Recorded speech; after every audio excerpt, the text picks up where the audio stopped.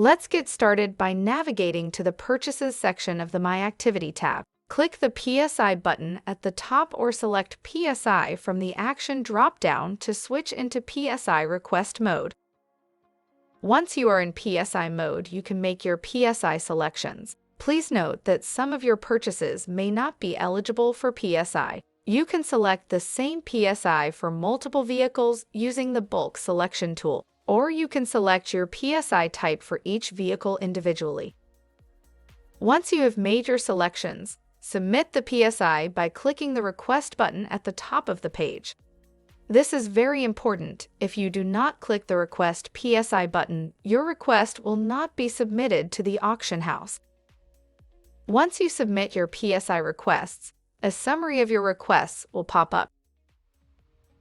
We hope this tutorial will have you requesting post-sale inspections with confidence.